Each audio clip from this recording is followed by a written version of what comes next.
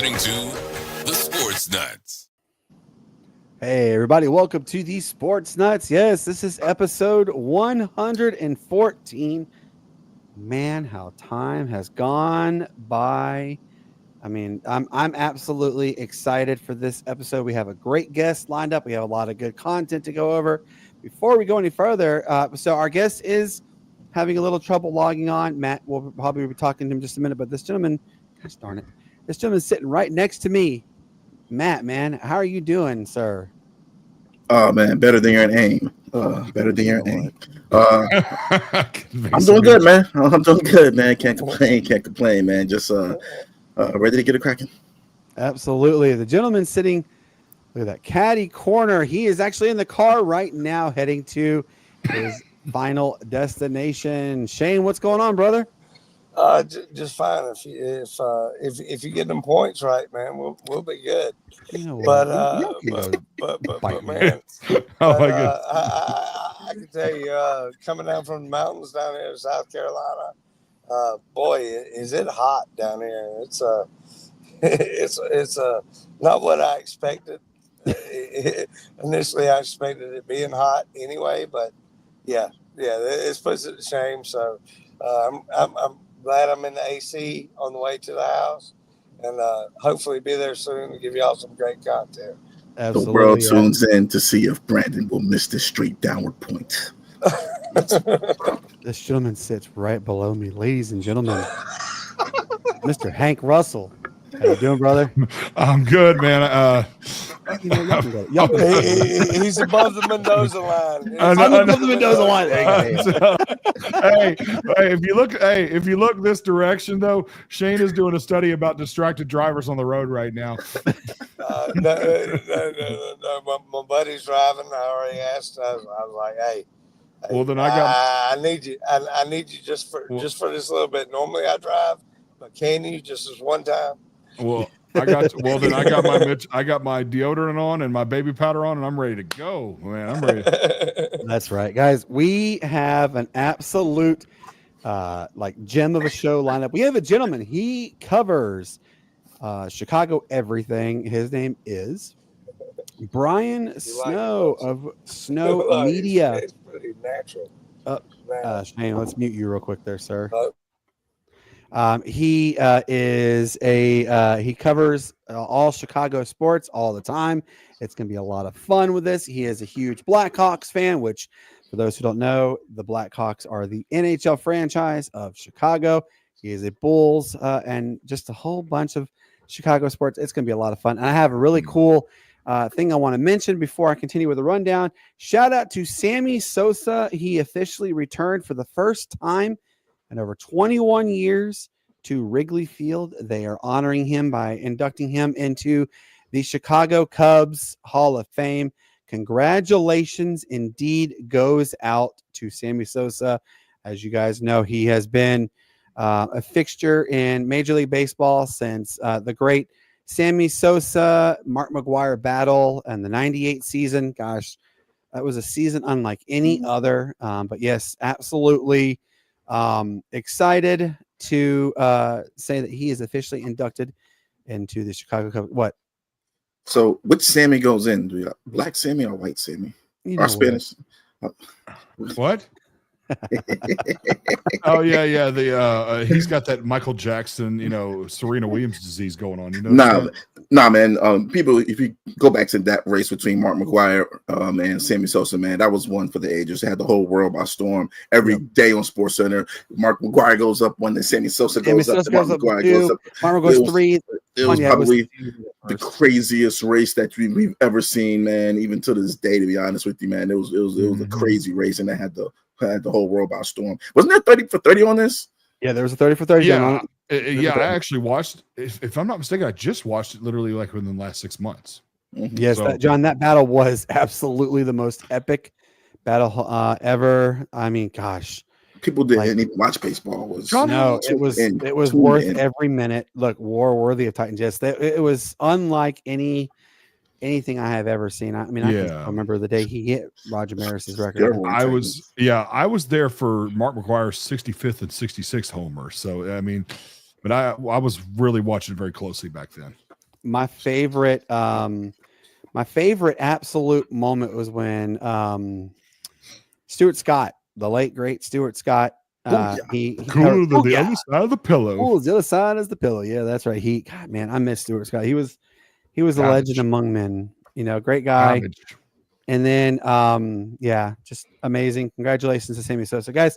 So I have a couple of questions I'm going to ask everybody. Here's what we're going to talk about. Is there an actual curse at the University of Arkansas baseball program? What does that mean? We'll talk about the last couple of seasons and what exactly happened this year that is of epic collapse proportions, basically biblical proportions. We'll talk about that.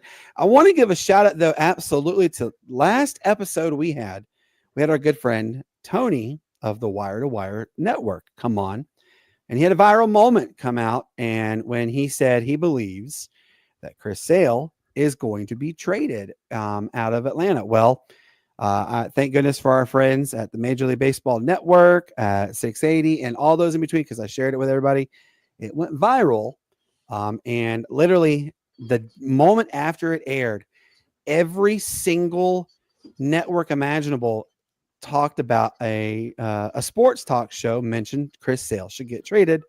So give a quick shout out, though, to everybody who watched. Shout out to our boy Tony. Everything. Congratulations on such an amazing moment. And yes, I still think it's a possibility that Chris Sale gets traded. That's just me on that one. Guys, let's see here. The next thing we're going to talk about now, I'm going to ask this question to you, Matt, obviously, because I know you've done this too, Hank. I know everybody's done that, had to have done this. Is it strange nowadays for fans to wait outside hotels, outside arenas, or whatever for autographs for their favorite players? We'll talk about why I'm bringing this up in a minute, but a particular individual for the WNBA said it felt it was kind of weird and strange. I'll talk about that in a minute. Trayvon Diggs is back in the news, and there's a couple things he said. One is he plans on playing the next 15 years. That ain't gonna happen. You don't see that many players play for 20 plus years in the NFL. And then he made the proclamation that Dallas is going to win the Super Bowl this year, and he even said that the Cowboys are going to go 14-3. Yeah, I mean, I want to know, is he part of those AI videos where the gorilla is on some illicit drugs and sees the little mechanical elves? We'll talk a little bit about that one as well. Congratulations, guys. This is an absolute crazy stat I got to share. To the Washington Nationals, they ended an 11-game losing streak. Ooh. Now, Atlanta just swept the New York Mets. Does this mean that the Atlanta Braves are back? And could we start finally seeing the collapse of the New York Mets? That's going to be a topic I can't wait to talk about. Did you guys happen to see what happened with Adrian Peterson getting into a fight at a poker match? We'll talk a little bit about that one. Could more conference realignment be taking place? What does that mean? Could the Conference USA finally, join a big conference, or are they going to have all their teams plucked? We'll talk a little bit about that one. Didier Fuentes has been called up to the Atlanta Braves. He starts tonight. This is an epic move for him. He is now officially the youngest player in Major League Baseball right now to start. He is 20 years old in 3 days officially. Congratulations. We'll talk a little bit about that because Hurston Waldrop is going to be called up as well. We'll discuss what's going on with the Braves. And then our good friend John from the Pitcher Podcast, he is going to join us and talk about some FIFA World Cup. He's actually got some really interesting breaking news about a particular owner and fines coming about. He's going to share that with us. Can't wait. And then, of course, guys, we have you, the fans, tuning in to talk to us and enjoy the show.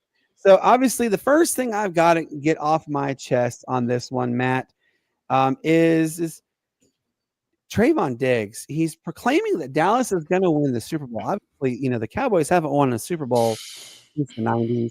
He's now made the audacious claim that they're going to go 14-3. And then also he said he's going to play for 15 more years.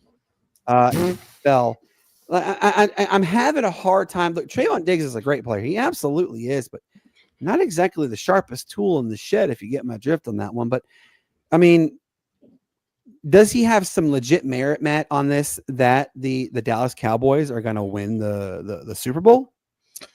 You know, you have to understand, man, the level of delusion that these Cowboy fans have at around this time. You know, we're getting to that time, you know, where, you know, Cowboy fans are going to start coming out the woodworks, saying Cowboys this, Cowboys that.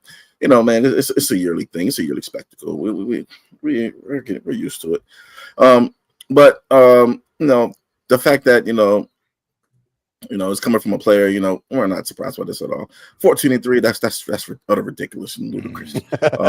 That's disrespectful, and that's an insultation to all of our intelligences, pretty much, man.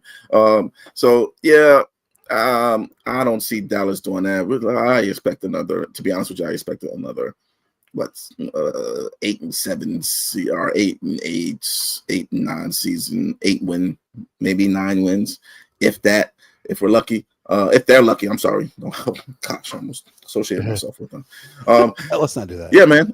Nah, man. But in all seriousness, man, no, I don't think that's gonna happen. But am I gonna follow him for thinking that way? No. All teams should think that way. All teams should believe that they can come out and win.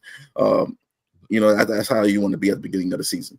Now for us, you know, we might think the opposite, but as far as him, it's very healthy for him to think that, man. As far as athletes go. What do you think about the whole he's going to play for another 15 years?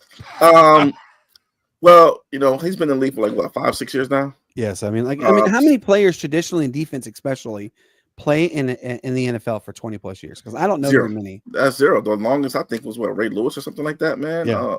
Closer to that, and your body can't take that, man. That's why quarterbacks get hit the least as far as these positions on offense. That's why they're able to last the longest. So, but no, 15 years, that's a stretch. I mean, he might be in the game for 15 years, like as a coach or something like that when he finishes playing. But he got like another maybe 4 or 5 years left, man, in his career. That's wrap. Yeah. And, you know, and obviously the reason why he's saying that is because I think he has like 7 kids with 7 different baby mamas. I don't know. It's some unusual number that really comes with him. We're not gonna. You know, we're not gonna, you know, talk about the different women that have been impregnated by said athletes. We're just gonna, you know, he has beautiful children that he needs to raise.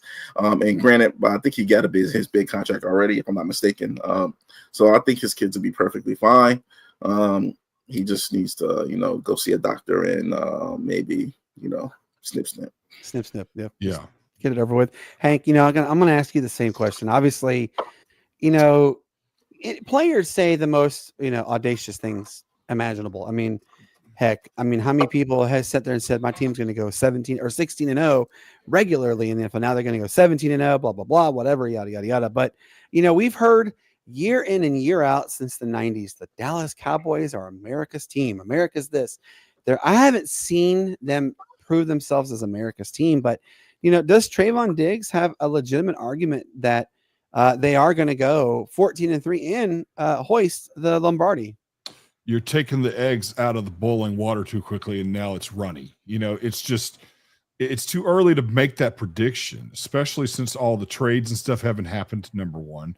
And number two, you're talking about a team that is kind of like mid-tier, and then all of a sudden you expect them to elevate to Super Bowl status. I mean, that's a bold statement, baby. I mean, you can't, you know, belief in self is a beautiful thing, but this is the same guy that just said he's going to play 20 years in the league. Kickers don't even play 20 years in the league. Okay.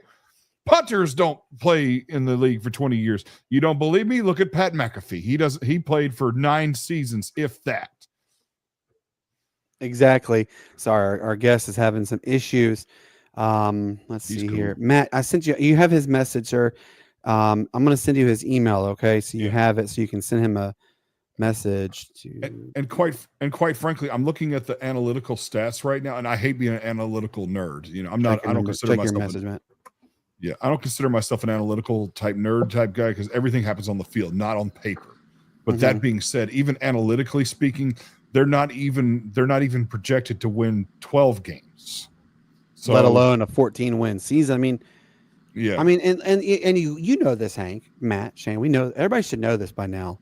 The Dallas Cowboys, you know, they can go 17-0 every year in the regular season, but the moment the postseason comes, they do what they do best, and they have epic collapses, and it's so prevalent. I mean, I've said this many times, guys, lately it's been because of the injury bug. Yeah, that is true. Yeah. Injury bug, absolutely. Injury bug in the later part of the season that they've been bitten by it. But now I can say they have the talent to be a playoff team. They do, absolutely. And when you get hot at the right time, you can do anything. I mean, look at the 03 Panthers. Yeah, you're right. I mean, you're right.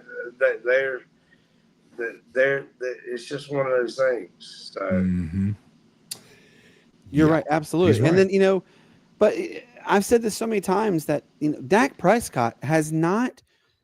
I mean, you could put, you know, an insane amount of numbers up. I mean, heck, he could throw for 8,500 yards a season, but you know, he's not proven himself worthy of being considered elite talent because he's not gotten that over that hurdle. I mean, Matt, correct me if I'm wrong. It's been like 30 years, right, since the last time the Cowboys actually made it to, or excuse me, not 30 years since they've won, but I mean, it's been a good, a decade since they've won a playoff game. Yeah, it's been a while, man. It's been a while. I think ever since Dak got at the helm, they haven't won one. I think Romo was their quarterback the last time that happened. But nah, man, they just got to do better. They have to do better. Granted, Dak got hurt last year, but I mean, even if he didn't get hurt, were they really going to get far? And with the additions of George Pickens in their offense, what I think was a good addition from a talent standpoint. Now, if they can rein his other extra stuff in, you know, that might do some wonders. Free up CeeDee Lamb a little bit, just make it a threat. They've had the defense. Right, they have. Yes, they have had the defense. Absolutely. Do they have a running back yet? I'm typing in all this big question mark.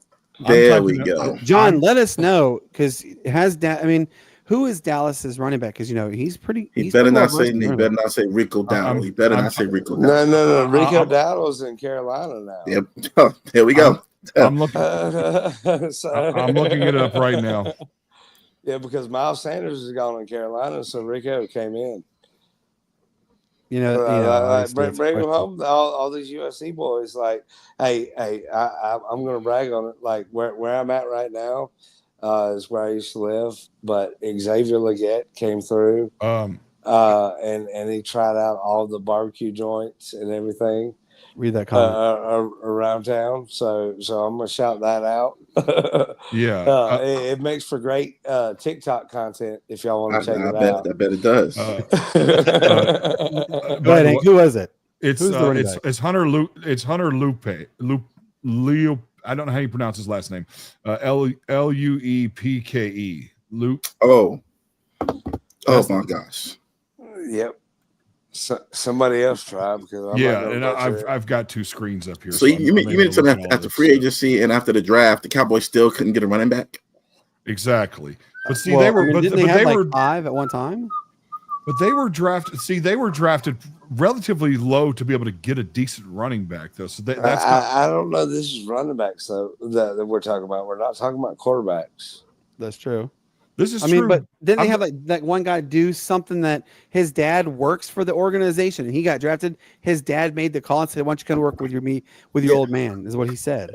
He's more of a Darren Sproles type of back man. He's smaller than Sproles. Yeah. How much does nepotism really help right now, though? It seems like that there's a lot of these newcomers that are coming in that have no nepotism in the game. They just kind of worked up in it now. So. I mean, it's the same in these Fortune 500 companies and things like that, man. It's about who you know. You know, if daddy's the CEO or if daddy's running this, I'm in there. Right. I'm in there. So I mean, it's no different. You know, it's all a business at that. Right. And I'm asking questions, not making statements. You know, I'm curious myself. Well, I saw a thing.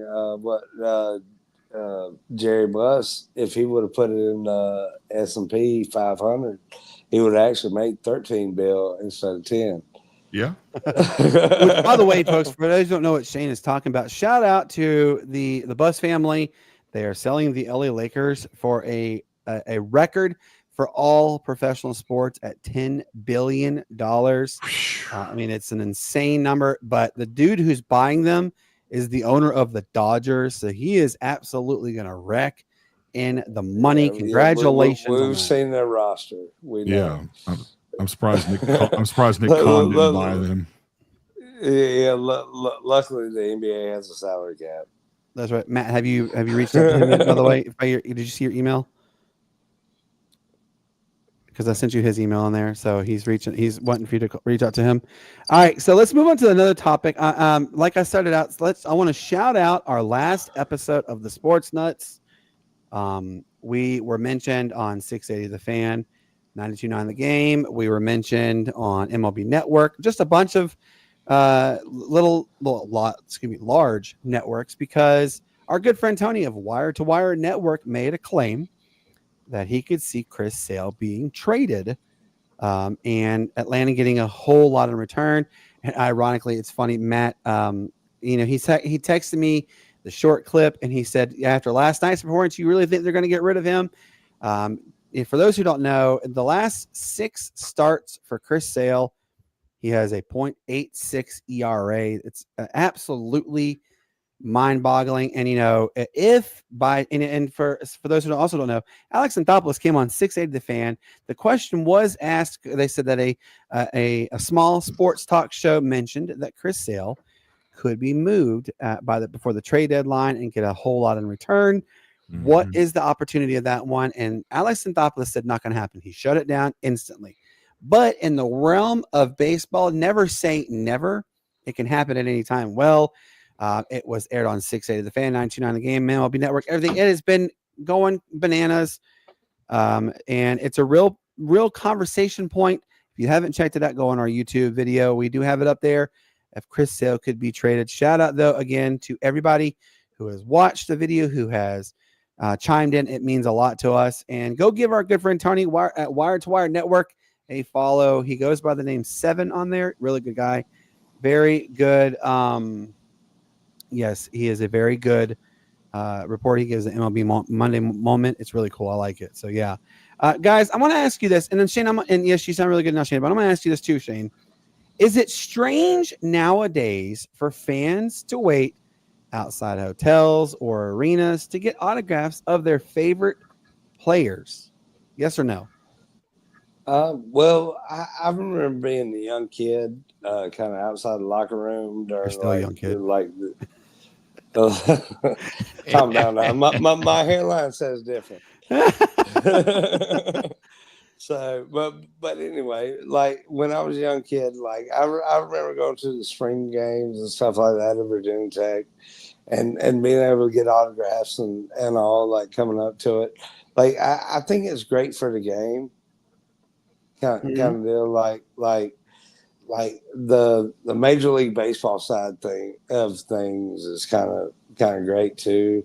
And who was it that I saw a TikTok on recently, like where they hit them in the luggage or something and got out of there? I completely forget. It's been a little while ago, but I mean it's like when I was a kid and I was able to do it, I enjoyed doing that part of it. You know, like, hey, they might not make it to the next level, but man, they made it to this level. That's what made it for me. You Absolutely. Know? But like the way it's gotten, like the autograph hungry, like, okay, will you sign my 8.0 out of 10 card?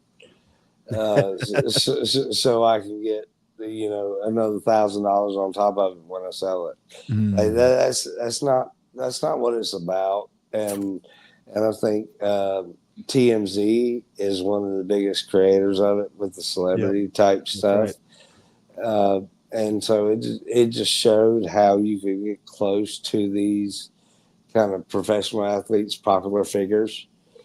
and so I think that's what's hurt the kind of the memories that people have about it, because I mean you see grown men fighting 11-year-olds in the stands for foul balls baseball. now. Yes. There's so many videos out there too. It's become ridiculous. Like, I mean, it used to be where a kid in the summer living in the city would be able to go to a game for like $20 and have a hot dog and a Coke and maybe catch a foul ball or something like that. Now it's become where it's $40 a seat, $8 a hot dog, and $12 a beer. and you've got 50-year-olds that have too much money to know what to do with, buying season tickets, and they don't have anything better to do, and they're fighting over foul balls with 11-year-olds. Yep, it's so true. Before I go to you, Hank, the reason why I'm mentioning this, Kelsey Plum. By the way, if you don't know who she is, I saw that video. She is she is in the WNBA. These two fanatics, if you want to call them, stood out at her hotel, and they have, you know, there it is very common. I go to a lot of games, I see it. Shane, I'm pretty sure you've seen it. Matt, I know he's definitely seen it. Hank, I'm pretty sure you have too. People have the binders this thick of everybody's card. It can be basketball, baseball, football, hockey, soccer. I mean, gosh, who knows? There's just so many involved with it, right? Well, she said, this is kind of weird that you guys are waiting outside my hotel to get autographs. I don't think it's weird because I can remember, and, you know, Shane, you probably don't remember this arena, the Omni Arena. Calm down. No, the reason why I say it is because the Omni was a very old. Matt knows the Omni Arena very well. Absolutely knows it very well. It was a rundown, like, you know, bleep shack for the Atlanta fans, right? And it was where the Atlanta Hawks, the Atlanta Flames, then the Atlanta Knights played in. But it was more specifically for the Atlanta Hawks. I can remember when the Atlanta Hawks played there, I would wait. I waited outside to get Spud Webb to autograph. I'm sorry. I'm a little bit younger, but I remember, I mean, this was like right before Turner Field was built, right? Yes. The Omni was made it was built in the early 70s. But when did they tear it down? They tore it down in the 90s when they built. They were so Matt. For wrong, it was like what was commission coming back? It was so they built Phillips Arena. I think it was like 90. So let's see, I was 15 years old when they were building the Phillips Arena, and they split their game time between the Georgia Dome and Alexander Memorial Coliseum. And I can remember many times waiting outside. I got Spud Webb's autograph. I got Ty Corbin. I got Mookie Blaylock, Steve Smith, Alan Henderson. I got all those autographs. That was huge excitement for me, right? And I don't think it's weird, but, you know, Matt, do you think it's weird, though, for people to wait outside of a hotel or arena or whatever to get autographs of your potential favorite player? I mean, outside of arenas, no. You know, outside of arenas, yeah, definitely not, man, because you're at the function. As far as hotels go, man, that's I can see where the athlete is coming from when they say at hotels, but that's been going on since sports has been sporting, man. I mean, it's gonna happen. Yeah. You know, they're gonna find you. They're gonna find out where the team stays. They're gonna be in the lobby. They're always in the hotel lobby, always. Yep. So, you know, at this point, man, I mean, I know Kelsey's. Well, she's been in Vegas for most of her career, but now she's with LA. So I know it's kind of different for as far as the scenery and the totality of it for her. But yeah, man, I don't think it's weird. That's just how sports is, man. It's how fans are. She should be excited too, right, Hank? I mean, come on. You have people. I mean, if you could look 4 years down the road ago, the WNBA didn't have the level of excitement and popularity as it has now. Yeah, so this is a big moment for them. Oh, absolutely. But, you know, she's kind of arrogant anyway. I've seen her. I mean, she's very arrogant. I've seen her, you know, on Wild and Out and other shows and stuff like that. Her humility is not her middle name. She's, you know, I don't know why, because she's a WNBA player. You know, I mean, the only people that know about you are the only ones that probably watch you, and why you have so many followers is because you're a good-looking woman. You know, that being said, to answer your question, do I think it's weird? I think it depends on the context. You know, the hotel thing is not that weird, especially if you're waiting by the bus. If you're waiting by the hotel room or something like that, Then you gotta worry. then you got to worry. The lobby is pushing it, especially if you're not a guest there. But, you know, while she's walking to the bus, you know, these guys apparently think highly enough of you, you know, as a WNBA player to want to have your autograph and stuff like that. And I saw that video. You know, of course she wants to talk gutter, like, you know, you don't think that's low key, like weird or something like that. I'm like, Yeah. you know, and Be I'm excited. Be happy. I mean, again, 4 years ago, the WNBA's level of excitement had started to go up, but you know, in the last couple of years, it's ballooned, absolutely ballooned. And you got to be excited because now you have fans wanting to start creating you super fans. You're going to eventually start having young girls. My daughter is one of them. Addison is a huge fan of Ryan Howard. She's a huge fan of Asia Wilson. She is an absolute diehard fanatic of Caitlin Clark. And she has said she wants to she wants to meet Caitlin Clark. She wants to meet Asia Wilson, you know, and Cassie, she, you know, for those who don't know, works at a dyslexic school, a school for all dyslexic children. Asia Wilson is dyslexic herself. She helped donate a basketball court to Lakes and Bridges Charter School. So, you know, it is a very big thing now. And Asia Wilson, you guys, we've talked about, she's the face. So yeah, I don't think it's weird. Guys, our guest is officially here. We are excited to have him come on. His name is Brian Snow. He covers all Chicago. I cannot wait to talk to this gentleman about it. Brian, man, how are you doing, buddy? Good evening, gentlemen. I'm sorry I'm so late, but y'all know how technology decides to work and when it decides to work. I get it. I have to reboot mine every time. I had to make sure to run out to get dinner for me and the wife, so I took care of that. And then technology started acting a fool. Started acting more of a fool. Well, you know how technology is. No, everyone works for you. Technology was more of a fool to me in the past 20 minutes than 62,046 fans at the Georgia Dome in March of '98 to see Michael Jordan play there for the last time. Oh gosh, yes. Yeah, I remember.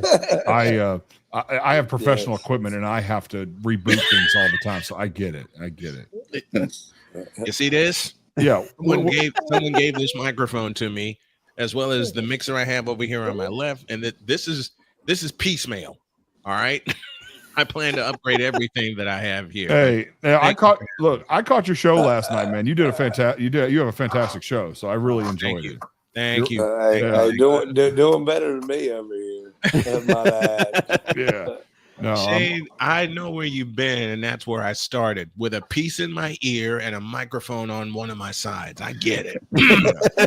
Well, give me a phone call. Give me a phone call. I'll give you my 10% discount at Guitar Center. So, you know, obviously, Brian, I'm extremely excited to talk to you because first off, I love your content, man, and you absolutely have I was just telling Shane and Matt and everybody that you have like the best radio voice I've ever heard. And I've been around a lot of people in the media industry. And I mean, like you gave, you do the play-by-play with basketball. And man, you are so like efficient. And I mean, dude, keep on doing it. It's amazing. For those who don't know, man, Brian knows how to get it done. And I mean, he's fantastic. So I just wanted to give that quick there. But, obviously, Brian, we saw an absolutely incredible ending to this year's NHL season. We did. And obviously the state of Florida has reigned supreme in both the Kelly Cup and the Stanley Cup. For those who don't know, the Jacksonville Icemen and the Florida Everblades, they have been reigning supreme for quite a while with the Kelly Cup, and then obviously the Lightning, and now the Florida Panthers. They're the last two back-to-back Stanley Cup champions. The Blackhawks, though, I mean, they have a very young core coming into the realm. Obviously with Connor Bedard, can he help propel the Blackhawks to the level that they once were? I mean, I can remember many times turning on, NHL and NBC, and I saw the Blackhawks, and they were an absolute force to be reckoned with. Oh, they'll be back. They within a couple seasons they'll be back, because just as they grabbed Jonathan Taves in the draft, and then later Patrick Kane, they got Connor Bedard, so they got their first corner piece. The piece they need to work on is their goaltending, because the Blackhawks have been known to have great goaltenders over the years. Murray Bannerman, Eddie the Eagle Belfour, Anthony Niemi, Corey Crawford. Who's going to be that next netminder for Chicago that's going to really become a force for them on the defensive end? That's the piece they're missing. You know, and I mean, when you just said the great Anthony Niemi, gosh, I had no idea he was a color commentator for NHL. And we were bathing our daughter, our 10-month-old daughter, and I heard them say, Anthony Niemi, what do you think about this? And I go, wait, did they really just say his name? And Cassie get my wife goes, yeah. And I'm like, I was like, no way. I'm like, oh my God, I idolized watching Anthony Niemi and Patrick Raw, and oh my gosh. Listen, if I could talk to them, I'd die happy, man. Patrick Waugh is a dream interview for me. Oh my God, you ain't the only one that way. The first great goaltender that I fell in love with was Grant Fuhrer from the Edmonton Oilers, and then Patrick Waugh showed up in my face, and I'm like, wait a minute, who's this guy? Then I saw him play, and I got my answer. I nearly landed an interview with Corey Crawford the night they clinched the Stanley Cup in Chicago. The problem, every media outlet was at the United Center. That's right. In the back of the line. But I did get a chance to talk to Corey and to Taves and Kaner for a few fleeting seconds. I did get a chance to talk to them, and they're very, very nice guys. I just couldn't put a microphone in front of their face because every other microphone in the city of Chicago was in their face after they beat Tampa to win the Stanley Cup. You know, my dream is to meet Andre Vasilevsky. Oh my God, Vasi is got to be by far one of my absolute. And you know, we've seen a lot of great goalies. I mean, some of the best ones that have ever walked the face of this planet, right, are like literally are from the East. I mean, it's just incredible. But if I could meet Andre Vasilevsky, oh man, that, and you know, obviously, you know, Steven Stamkos, great guy. I'm a huge Tampa Bay Lightning fan, in case you can't tell. Very big Lightning fan. But yeah, man, like, just the amount of goaltenders. Shane, you have a question? Go right ahead, man. And obviously, Brian, this is Shane. He is located in Asheville, North Carolina. By the way, Hank is in Memphis, Tennessee, and Matt is in Norcross, Georgia, or the Norcross area. So that's where we're kind of all spread up. But Shane, go right ahead, man. Oh yeah, well, you know, I want to get with you. Me being a NASCAR fan, I know that Chicago around the 4th of July, the city pops off. The city pops crazy. off. I'm not going to say exactly how it pops off, but it pops off. But you know, as a NASCAR fan, I've seen the Chicago street race come there where they come around, you know, the fountain there by the river and everything else like that. You know, kind of what's the city's perception been around that since it's been there for what now 3 years? You know, since they announced it, 4 years, I believe. You know, kind of what's the city's reception been around it? Because it's been a great kind of a draw during the weekend that has so many other draws around it. Let me put it this way. Putting a street race in and around downtown Chicago could be akin to the revival of the Bulls dynasty. Ooh. When they made the announcement, and look, there are so many NASCAR heads in the Midwest, and people don't even realize how many NASCAR heads are here in this area. I'm south of Indianapolis, and I don't have to tell you what that's like on Memorial Day weekend. Yeah. But being from Chicago and having a chance to see the course. See, I'm on the other side seeing it for the Charlotte race on Memorial Day weekend. So I know the importance of both. Seeing that they put that there, they put it in downtown Chicago, and everybody was so worried about how are we going to do this? How are we going to do this around people? Hello, there's an event called Taste of Chicago you have every year, and you don't have any problems putting that on. So if you can attract people to food, you can attract people to racing. And look at the success that they've had the years that it's been in downtown Chicago. Can there be some tweaks to it? Absolutely. You're talking about the third largest market in the world. You think casual fans won't stop by just to see what's going on? Come on, it's been a hit. Absolutely. It's been a NASCAR. Excuse me. Street racing, downtown Chicago. You do the math, and you're going by one of the most popular attractions and the fountain.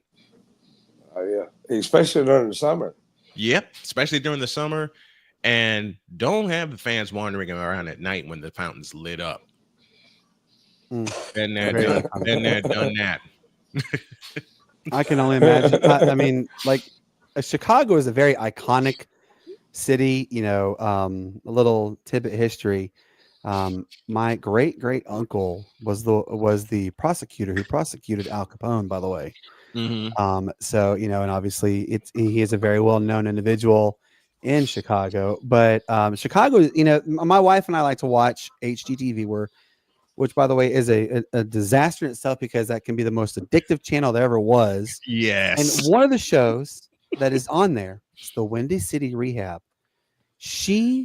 Oh my God, she does some of the absolute most amazing turnarounds. I mean, she takes some of the absolute rundown, dumpiest houses and she turns it into multi-million-dollar, like amazing homes. And I have to give a shout out to like the city of Chicago. It really is an iconic city. You know, you have with regards to two historic franchises, which I don't know if you heard when we started the show, we gave a shout out to Sammy Sosa. He came back to Wrigley Field for the first time in 21 years. He's being inducted into the Chicago Cubs Hall of Fame. It's a huge moment for him. Well, he should.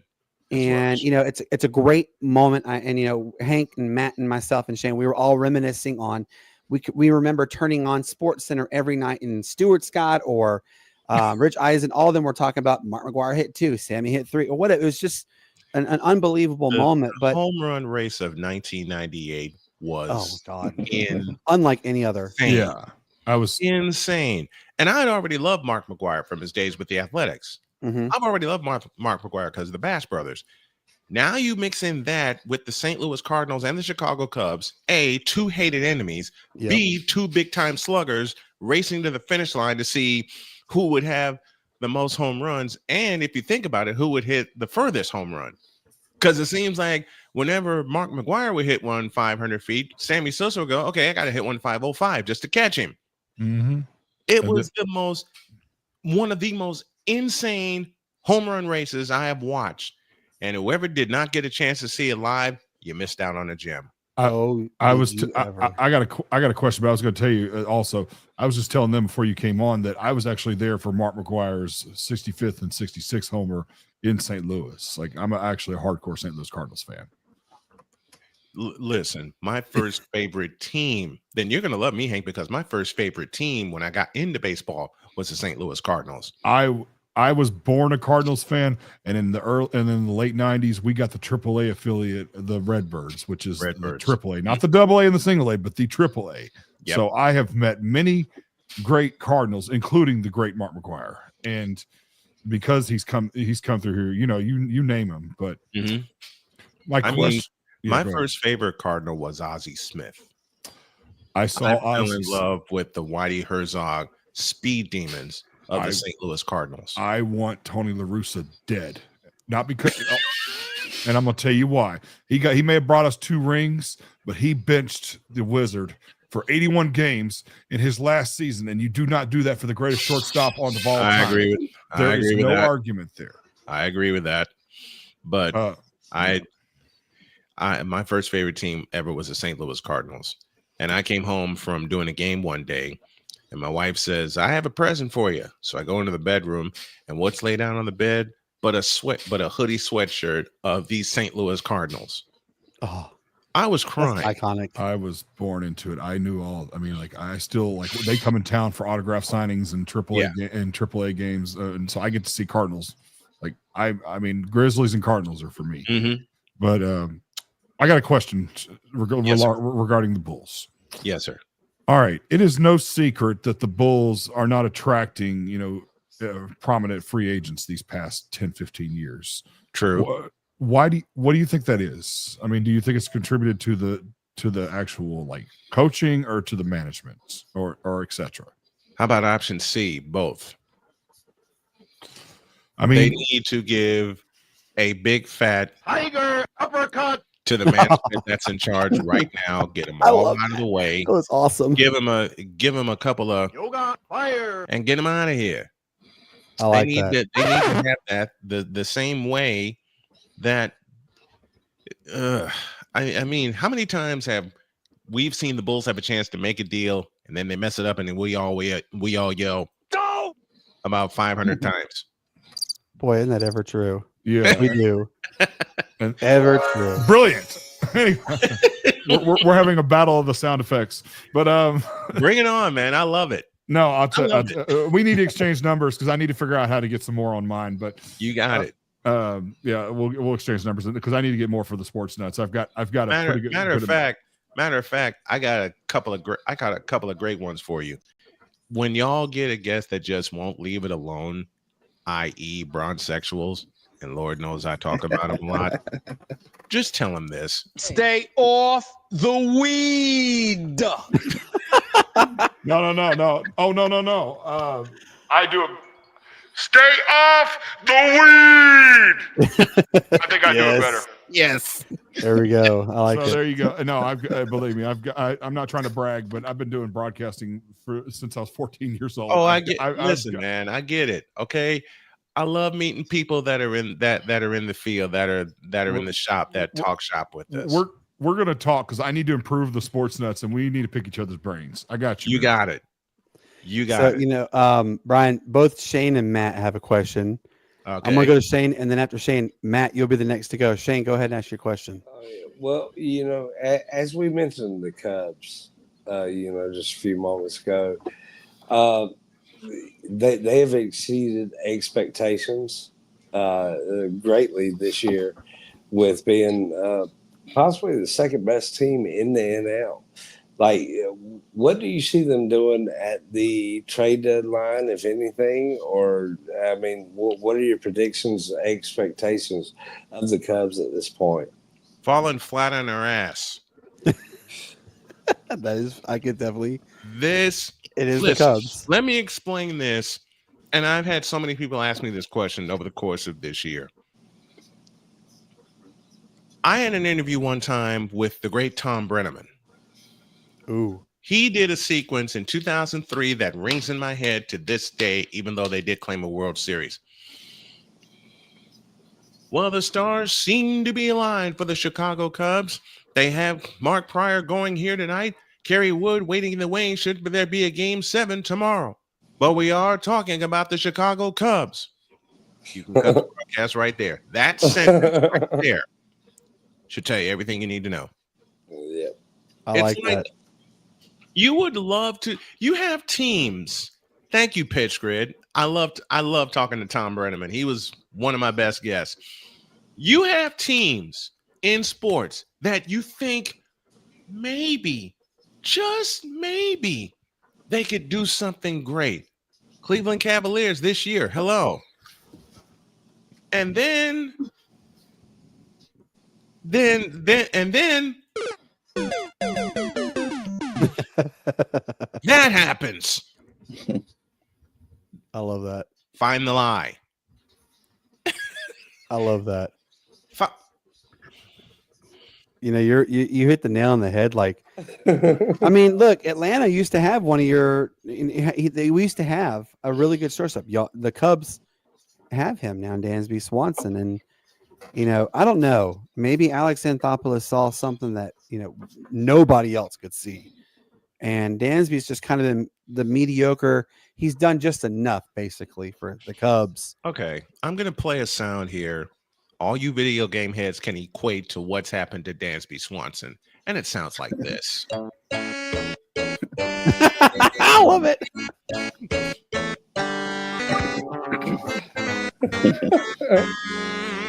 Oh my God, dude, you have the best sound effects. But he was great for 2 years, though. Repeat your sentence. Repeat your sentence again. was great for 2 years. And, I rest my case. well, I can tell you this has been one of the first cases that Atlanta's got it right because when they sent Raffy to St. Louis, Mm-hmm. like he was already 1 year past when they should have sent him. Yep.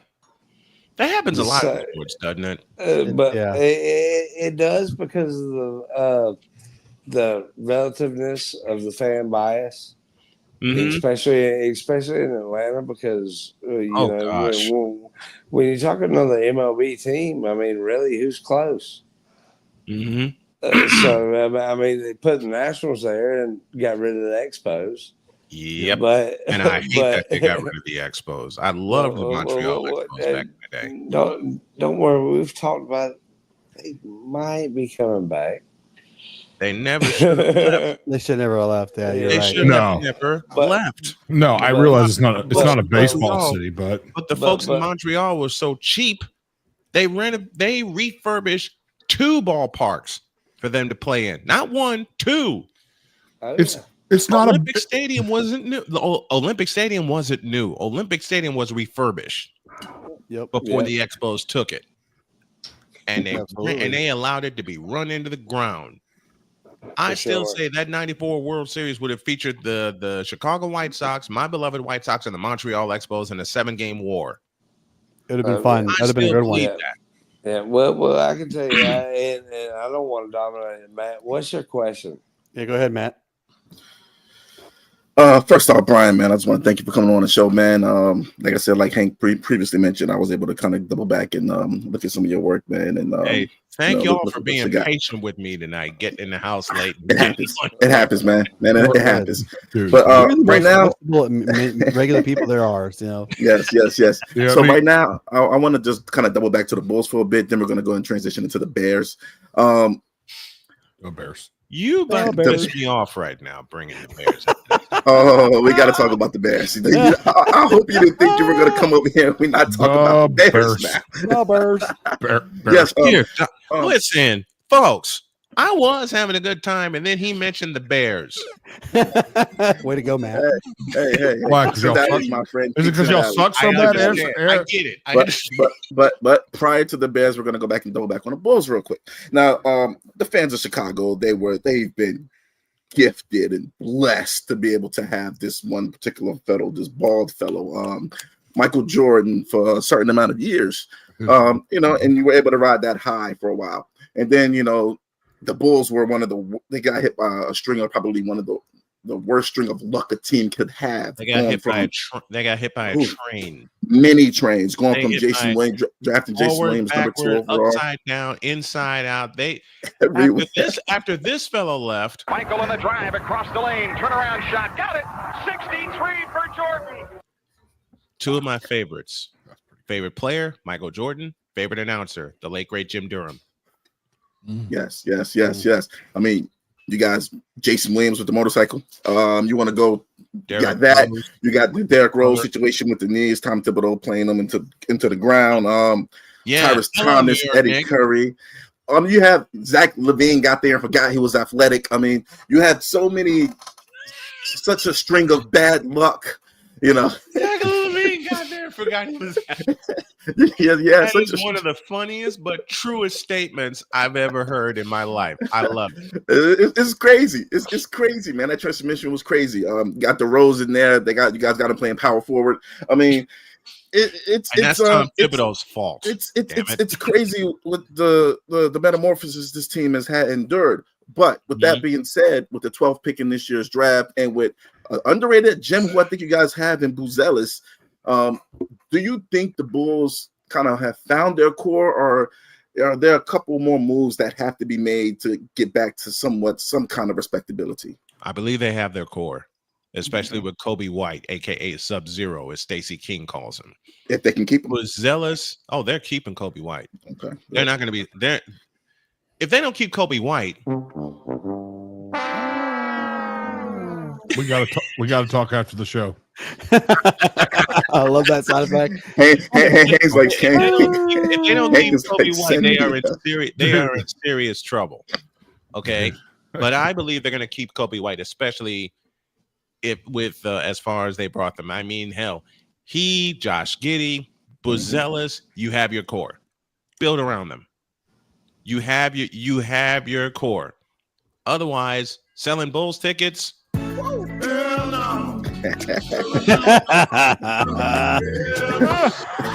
it. I love that song. Is awesome. Have you Love ever, it. When you use it right, yes. When you use it right. that's from my neck of the woods. Okay, that's Mississippi. Oh, I know. Right there.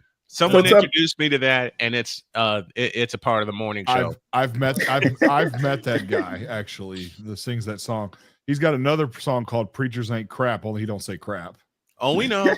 I know about that one too. So anyway, I've so actually Brian, what so what direction do you think the Bulls are going to, or what direction have you guys talked about as far as the Bulls going in this year's draft? You have guys like Derek Queen is probably going to be on the board. You have, some solid players. Is there any player in particular who you think will match well or fit in well with the core that you guys have? Get the best fit for your team. You have your core. You got to build around them because there's not going to be any big names available by the time the Bulls draft. All of them are going to be gone within the first 5 picks. Okay. So the position I think that the Bulls need to draft for is a power forward. You need a here I go going old school again. You need a combo fitting the mold of Charles Oakley, but having the athleticism of Horace Grant. Hey, nothing wrong with Horace Grant. He was a force to be reckoned with when he played. Man, big old number 54. Man, you can't mess with that. That's why I put the 2 in there because one of my first favorite power forwards was Charles Oakley. Then Charles Barkley showed up after him, and that's the end of that. I'm old and I'm old school. That's how I live. How old? You don't look that old. If this don't tell you anything, let me move this out of the way. If this don't tell you anything, 2 of the kings of basketball right here on this shirt. Hold on. How old are you, man? You don't look that old. You ready? I'm listening. I will be 53 in July. Hank and Brandon, man. See, you guys fail to understand that black doesn't really crack like that. So, I'm 41. I'm 41. I still kind of look a little bit younger than I do. My man's dad here say he's 54. He looks like he's about 32. He looks about 32, 33. I will be 53 next month. Oh, so you're older. Yeah. Coming out of with everything that's gone on with me in the last 3 years, especially with pancreatic cancer giving me a knock on the door and me knocking it out with a stone cold stunner, I'm good. Hank, give the round of applause. Yeah, seen it all and been through it all. As the late great Stuart Scott said, you kicked cancer's ass. Better That's believe exactly it. what you did. It is. I did the one thing that unfortunately my father couldn't do, and he fought it for 15 years. He had prostate cancer. So he's one of the reasons that I continue to do this. And I'm going to show you another reason why I do this. Okay. I've had so many people ask me, why do I fight every day? This answer your question? Amen to that. Is that the missus? That is the missus. That's my beautiful wife, Jody. Oh, she's a doll. That's the best right there. Yes, sir. Hey, man, I'm happy for you. And it's funny as guys, you're a little older than I'm 41, so you're a little older than I am. But there was this generation of people that didn't want to talk about their health. And, you mentioned prostate cancer. You got all these men that can't, put their big girl pants on and go get that thing checked. It's just, and next thing you know, you could lose your life from it. Yep. Well, part of that is society's conditioning. Men are not supposed to feel anything. Men are not supposed to talk about anything. Men are not supposed to rub some dirt on it. That's what they say. Just throw some dirt on this. I can tell you, I was growing up that way, and everything. But my dad, he battled bladder cancer and all that. Like I'm a miracle baby kind of deal. But he battled all that, but yet he still taught me those 3 golden rules. If you follow these 3 golden rules every day, you can put your head down on a pillow at night and you can go to sleep. So it's always do what's right. Yep. Yeah. Always do your best. Mm-hmm.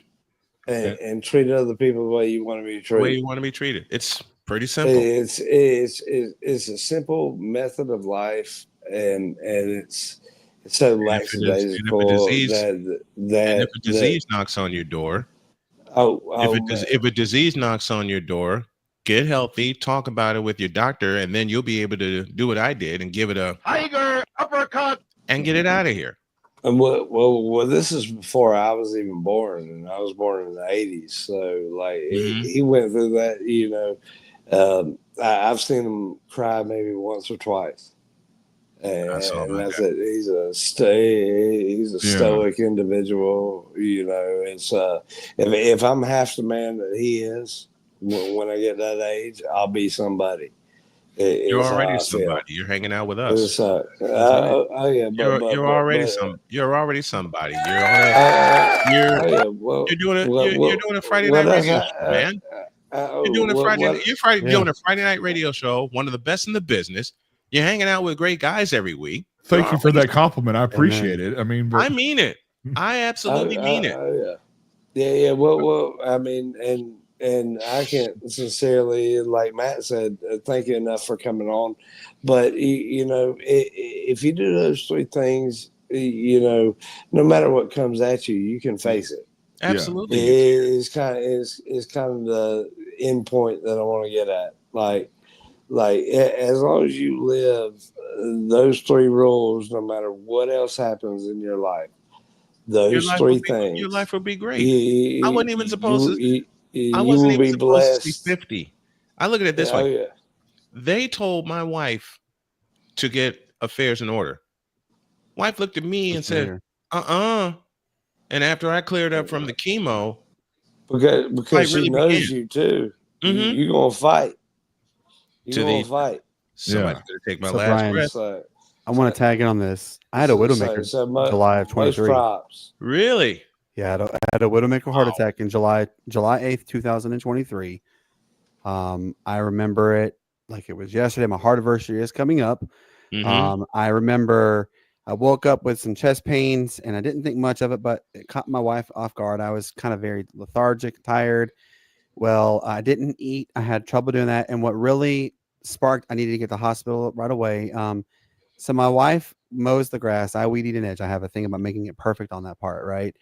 I couldn't start the weed eater. I had no idea how to do it. I couldn't hold it. And I cut the little sidewalk that we have from our front door to our driveway in an instant, Brian. I threw it down. I was in some of the most riveting pain I have ever dealt with. And they were actually going to discharge me. And then I had another spell.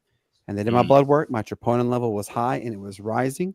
I had 100% blockage in two arteries, which one of them was the widowmaker artery. The other one was 90%, and another one was 80%. I had quadruple bypass. I was only given a 12% survival rate. I'm 2 years. Here you are still here. I'm 3 years removed from my cancer surgery. God's not done with us. That's how I see it. He ain't done with us. No. Nowhere near. And he put this group together and told the world, watch this. That's right. That's how absolutely. And like I emphasized earlier, you gotta go get this stuff checked out, man. You have to. I mean, I realize it's embarrassing and you feel like that, especially like the prostate and stuff like that. I know it's embarrassing and you feel like you've been a little bit violated sometimes, but if you've ever seen the movie Soul Men with Bernie Mac, sometimes you just got to bend over the table, sing Dock of the Bay, and just get it over with, and just be done. And just be done. And that little moment right there can save your life. Scare for prostate cancer in 2019, before me, my wife, and my daughter moved to North Carolina. 6 months later, get another check, and I'm shaking in my boots. He hands me a piece of paper. You're clean. See you in 6 months. What? But when you get, again, how did it feel when we went in 2023 when we went in to see my cancer doctor? My wife said, I'm going to ask him, we're going to wait until the anniversary of the surgery, which is April 4th, to as to see if the remission's already started, to see if we're close to being in remission. This man looked at my wife and me, and his next sentence sent me jumping up and down like a 10-year-old when he said, the remission's already started. I looked up at him and I went, what? Caught you off guard. My wife is in shock. I'm in shock. And I said, would you say that again? He says, you're already in remission. Man, I'm jumping up and down like I hit my hand on a goalpost on an 80-yard run. Speaking of goalposts, Matt wanted to talk Bears with me and piss me off even further. Oh, Matt, man, go ahead. man. I'm kidding. No, man. Look, if you can't have fun with some of your best friends talking sports like you did back in high school, then what fun is it? Exactly. Tell me this, man. I have actually a really good question. Caleb Williams, that was the first pick in you guys. That was the first pick in the draft last year. You know, man, he was the first pick in the draft. And gunslinger, he can get it down the field. Had some really good weapons on the team. They had to work on the run game a bit, but after him drafted was Jaden Daniels. So tell me, in the city of Chicago, is there like a feeling or anything like that? Like, oh man, we got the wrong guy, or is you guys more so willing to let it play out? Let me think on that for about 30 seconds. Dude, we got to talk after the show. Why haven't I thought about none of this, guys? I'm sorry.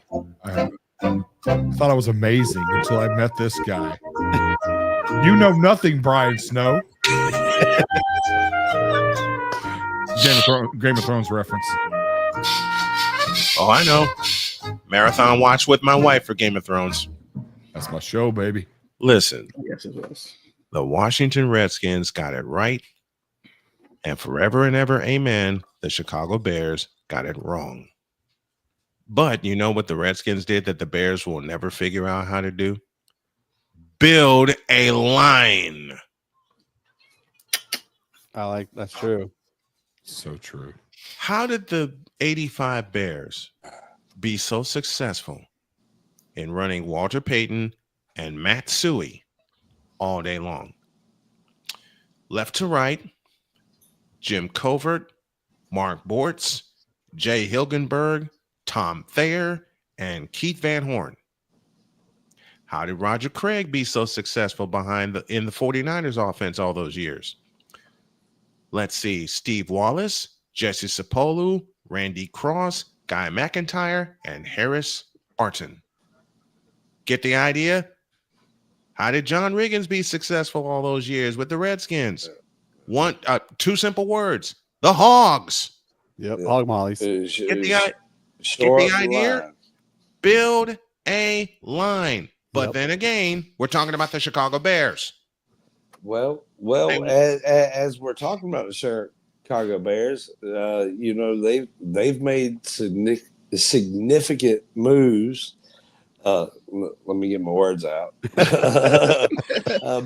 I think you knew I was going to push a couple buttons over here. No, you're not pushing a button, but you make me want to speak about it because they went out and they got Joe Tooney, perennial all-star, or from one of the better line teams that you see, with the acquisitions that they've had in the offseason, plus with this draft, what is your kind of potential expectations that you see? I know it might not be very high, considering what we just heard, but could they contend in that tough NFC North, which I think is going to be the toughest division in the NFL this year? The NFC North is a two-team race. Lions, Packers.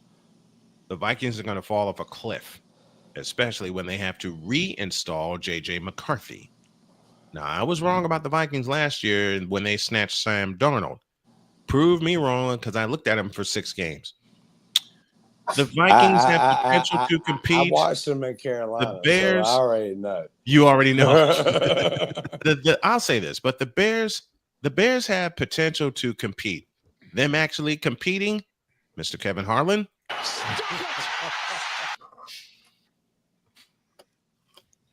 Oh my word! On point. Absolutely. I mean, Nail on the head matter of on that fact, one. speaking of the Vikings, one of my favorite announcers in the NFL is the great Paul Allen. And to answer Matt's question, Bears compete. Are you kidding me? Pitch grid, I'm working on that next clip. I'm calling both games because I've had to use it for myself a couple of times. Look, obviously, The you know, Bears season could come down. Wait, let me rewind a few years to really put Matt's question to rest. Remember the double doink? oh yeah, with the Oh yeah. yep. Oh yeah. You remember the double doink that cost them a playoff game that they should have blown the Eagles to smithereens in that playoff game. You're in Soldier Field, 65,000 yelling their brains out, and you let Nick Foles escape? Yeah. Really? You let Nick Foles and that lack of a running offense escape? Once again, Paul. Are you kidding me? And then came the kick that should have rescued the Bears, and it was a double doink. I invoke the words of the great Al Michaels. He did what? Absolutely. So, you know, obviously, Brian, the football world is coming. We're excited about what the future is going to hold. Yep. And I I can't. certainly am. I hope that you get the chance to tune in with us when we do our starting on June 25th. We're going to be doing training days with the Sportz Nutz. We're going to cover all 32 teams. Tune in for this. It's going to be a lot of fun. And if you want to come on and, you know, give a solid debate with any of the teams, let me know. I will. Shane and I will pencil you in immediately. We got the schedule and we look forward to it. Y'all don't know who my team is, do you? No, who is it? Not necessarily. 49ers. Ooh. Since 1981. Oh, I'm really? old and I'm old. Listen, Joe Montana hitting Dwight Clark in the back of the end zone to beat the Cowboys. Sold. Oh yeah. Look at this lineup that Pitch Grid put up. Mitch Holthus, Paul Allen, Merrill Reese. Oh, and I agree with this lineup he has here. Mitch Holthus, Paul Allen, Merrill Reese, Greg Papa, voice of the 49ers, Wayne Larrabee, voice of the Packers, who I've had on my show. That's a great lineup. So 49ers, why 49ers? I mean, are you from Montana? No, what? Montana. What part of Montana? Joe Montana to Dwight Clark is why I'm a 49ers. But are you a native Chicagoan? I am a Chicagoan born and bred. I'm a South Sider to my heart, but I'll be damned if I don't secure my allegiance to Joe Montana and Dwight Clark. Okay, because it makes no sense to me because I'm from Memphis, so naturally I don't have a team that I was born into. So I was raised as a Raiders fan. So no, Hank, say it right. Oakland Raiders or Los Angeles Raiders? Raiders. So what? No, I was the Raiders. No, I'll tell you, I was probably okay. I adopted it technically in like '98. Okay, so Oakland Raiders. All right. So yeah. And see, I was in the mountains of Virginia, and then be your Cavaliers or be your Hokies. Hokies. 100%. 15 minutes away from. I love 15 minutes away from Lane. I love it. Like Mike Vick. My babysitter back in the day, her brother was Mike Vick's roommate. Beautiful. I love it. So I love it. I even became a Falcons fan for a little bit. Love it. But you know, I never really had anything around, and then moved to the Sand Hills, South Carolina, and so hey, Charlotte, here I come. You know, Panthers. Yeah. Hey, Hometown. Once upon a time when I lived in North Carolina, I had Mick Mixon as my weekly guest to talk Panthers on my show. Okay. I had so much. I love spending time with Mick when he would call in and we talk Panthers.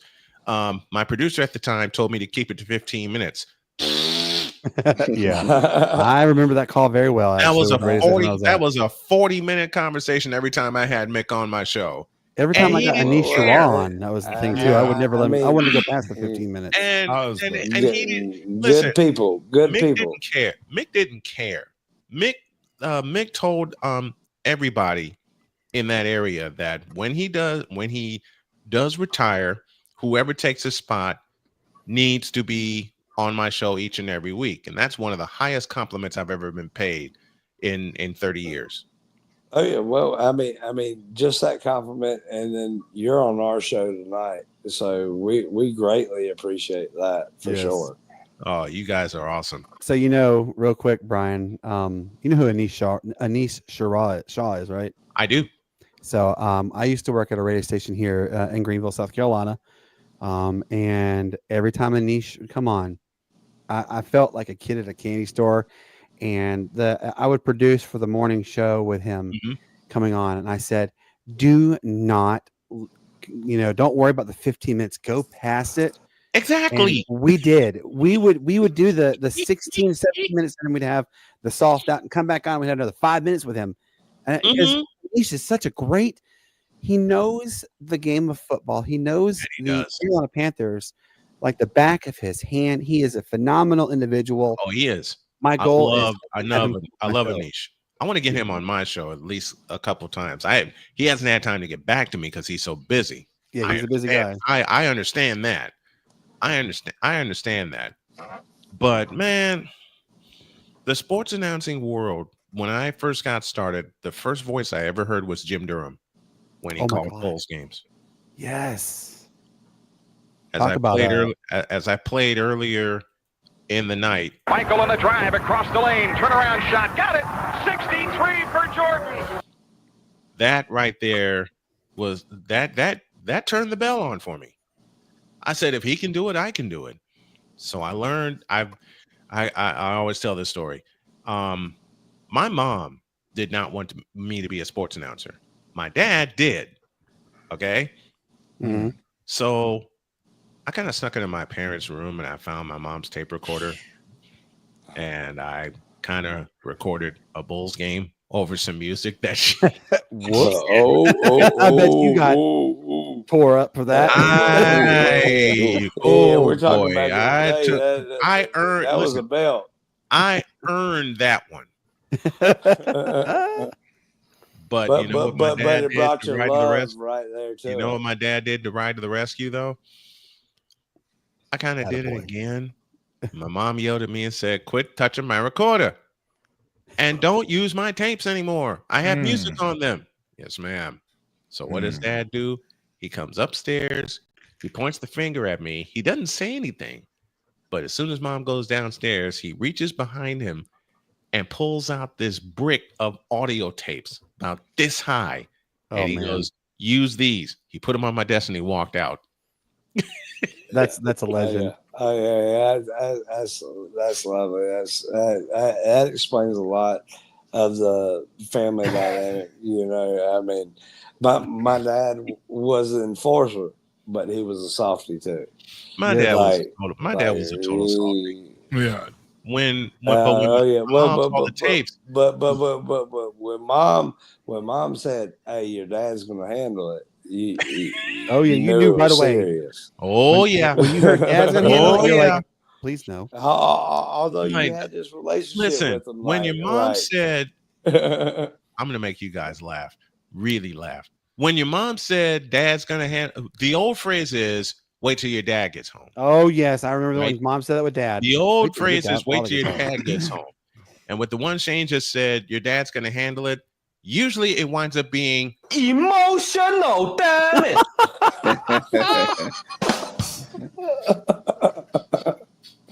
I love that. And I it's funny, Brian, you mentioned how you got started. So when I was in 6th grade, I got to do like a production thing for the JV basketball team, right? And I said, I Nice. went home that afternoon. I said, Mom, I'm going to be on the radio. And she's like, No, you're not. I'm like, Yeah, I am. I'm going to be on it. I know for a fact I'm going to.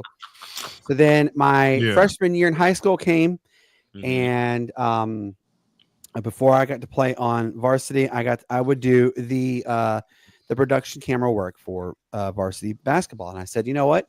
This is it. This is what I want to do. Yeah. Yeah. Sure enough, I've There you been go. in the media industry for over 20 years. I Beautiful. have Beautiful. Yeah. loved every. I mean, it's just something about it. I love Look, every like, second of it. You Yeah. know, Now, me and my 'cause I was- buddy. I didn't think I'd get used my to wife I record. didn't think I'd get my wife involved in this. But one day we were watching a playoff game. As a matter of fact, it was the Saints and the Vikings. We were Mhm. living down in North Carolina, and then crazy play happens. Saints somehow recover a fumble, and my wife screams out, "Insanity ensues!" That's awesome. And my brain goes nuts. Oh, The Cassie has producer been in doing me- this. She does that too. Well, producer- you knew you met the right one, though. I knew Absolutely. I had to have her record that. Yeah. So not only did she record that, her voice is now part of. Well, I had a high compliment paid to me saying that the start of Snowman in the Morning, my morning show, is an iconic opening, especially when they hear this. Mister, will you please wake up? Yeah. That's awesome. It's funny though. You mentioned about your broadcasting. I also come from a broadcasting background, and when I was 14 years old, man, I just, I went and visited my uncle in Fort Worth, Texas, and he had his own radio show down there. And I remember when I was 14 years old, I didn't necessarily want to talk about sports at that age. 14, I'd rather play them than talk about them. But I knew that's what I wanted to do, and I went to speech. My mom sent me to speech therapy. This was May of '98. By September, I was in speech therapy in September so that I could develop my chops and my vocals and stuff like that. And that's why I have this radio voice now, because of the speech therapy. And so it's, and I went to school for it and everything, man, so It's a whole ballpark, and It is. I started this whole show idea. Well, actually, I'm going to show her right now. Hold on. That is my lovely wife, Cassie. Hi, Cassie. So we've been married. This will be our 10-year anniversary this year. But I've known her my whole life. She's my soulmate. We have 4 beautiful girls together. And I can't tell you how much I love my wife, because it's something special. She's been through hell and high water with me, and obviously with the Widowmaker and stuff, right? Mhm. So when I first met her, I talk sports a lot. Matt will tell you I talk a lot about sports. Mhm. And Cassie goes, you need to start your own sports podcast. And it'd be good for me because I don't have to hear you talk about it all the time. So, I had this idea in my mind for a while. And then about 4 years ago, I developed the name. And then I had my Widowmaker. And I said, you know what? I need to do something that's beneficial for me, that I want to do. That I Yes. absolutely enjoy. I've worked in Atlanta. I've worked in St. Petersburg. I've been all over the place, right? I've been a lot of places with media.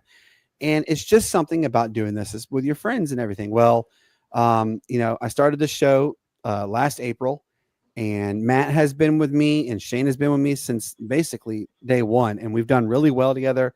And it's just something about that, you get to talk sports with your friends, and I'm having everybody come on my show. And the most memorable highlight I can tell you, and then I'll let you go, is Bob Rathman, the voice play-by-play announcer for the Atlanta Hawks. Yes. I've watched him my entire life enjoying the Atlanta Hawks, right? Matt has too.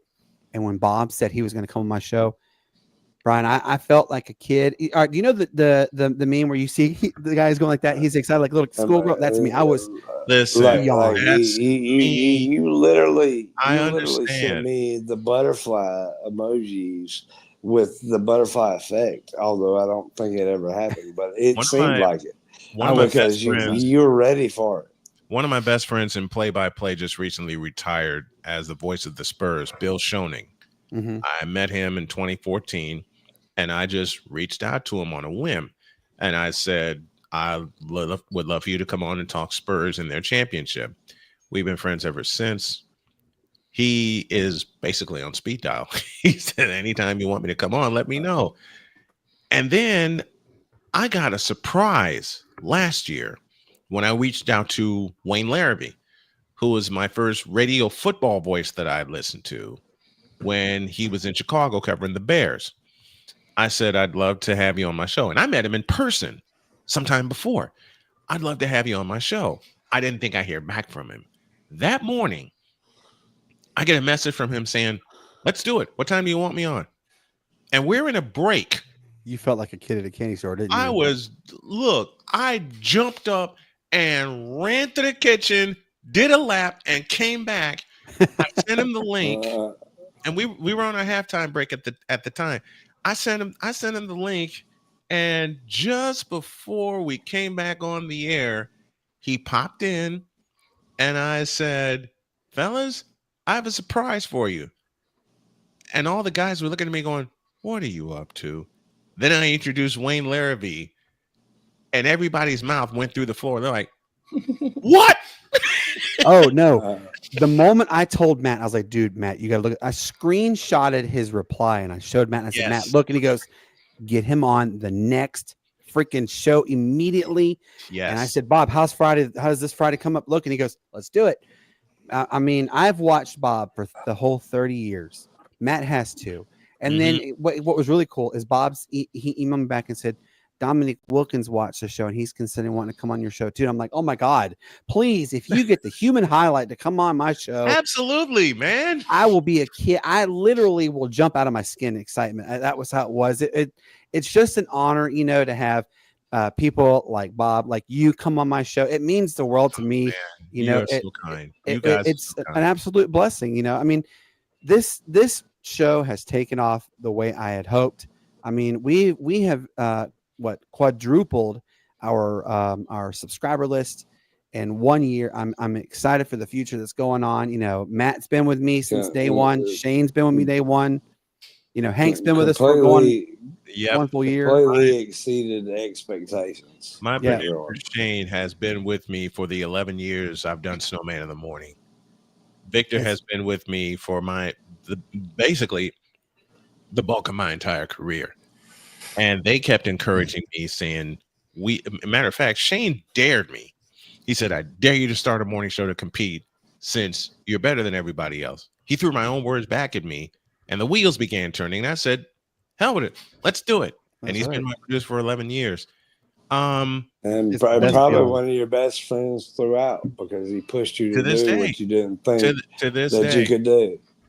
Man, to be on here with you guys tonight, love it. It means, Brian, I'm definitely having you on again. You got it. And I'm gonna email you. I gave you my number. That's my phone number that I have. Please, we're gonna talk regularly. I want you to also make sure to tune in, starting with our training day series, because it's gonna be a lot of fun. Shane's working on a lot of things with regards to the other side of Saturdays. We can't wait to air that. We got sports like betting lineups that we're going to talk about. Fantasy football. We're going to have a lot. I cemented the money line stuff tonight, so we're good on that. So we're ready to go. I want to ask two favors. One, may I advertise my YouTube channel, please? Yes, go right ahead, please. No, I'm going to throw it in the chat here. So if you guys love like sport and Pitch Grid, you're on. This is how y'all are going to get a hold of me. The name of my company is Snowman Multimedia, and it's a play off of my last name. And my wife, my beautiful Jody, said, Snowman's a brand now, right? And I'm like, what? Yeah, that's how people recognize you. Use it. And it came into focus one night when she got off work. I picked her up. We went to dinner. And someone who had listened to the show earlier in the day, while we were getting ready to leave, mind you, said, hey, Snowman. I turn around and my wife is just shaking her head going, you got to be kidding me. See, I'm from the South Bay, Snowman. I'm looking for Jeezy. Yes. Absolutely. Guys, this has been an absolute amazing episode. Brian, thank you again, seriously, from the bottom of our hearts. We appreciate you coming on, and we'll talk to you again soon. Enjoy guys your want- weekend, please. I guys know want- obviously it's going to be 3,000 degrees here in the South. It's So it's going to be 1,500 degrees up Yeah. here in southern Indiana. Do me a favor, folks. Do me two more favors, folks. This weekend is my beautiful Turn wife's hot. birthday. My It's- my beautiful Oh. Jody's birthday is Sunday.